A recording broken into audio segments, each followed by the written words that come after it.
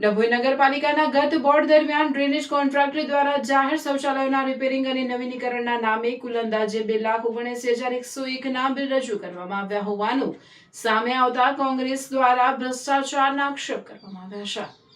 કોંગ્રેસના આક્ષેપ મુજબ રાધે કોમ્પ્લેક્સ સામે આવેલા શૌચાલય માટે 63,177નું બિલ બનાવવામાં આવ્યું હતું, પરંતુ સ્થળ પર કોઈ નોંધપાત્ર મરામત જોવા મળતી નથી। બિલમાં દર્શાવેલી 1000 લીટરની પાણીની ટાંકી પણ સ્થળ પર જોવા મળતી નથી। તે જ રીતે શિનોર ચોકડી પાસે આવેલા શૌચાલય માટે 2,03,759નો ખર્ચ દર્શાવવામાં આવ્યો છે। આક્ષેપ છે કે બિલમાં દર્શાવેલા કામો જેમ કે અંગ્રેજી કમોડ સહિતની સુવિધાઓ વાસ્તવમાં કરવામાં આવી નથી।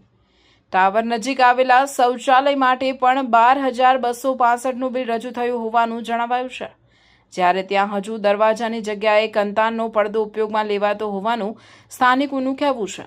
કોંગ્રેસના સભ્યોનો દાવો છે કે આ તમામ બિલોની ચૂકવણી થઈ ચૂકી છે અને હવે આ મુદ્દો 30 જુલાઈ 2026ની સામાન્ય સભામાં મંજૂરી માટે આવવાનો છે।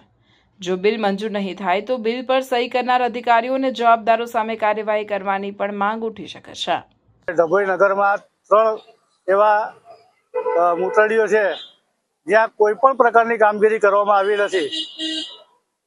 તે પ્રકારને ધ્યાનમાં આવતા અમને પ્રમુખ ઉપપ્રમુખ અને કારોબારી ચેરમેનશ્રીને રજૂઆત કરતા અમે સ્થળ ઉપર આનું નિરીક્ષણ કરવા આવેલા છે।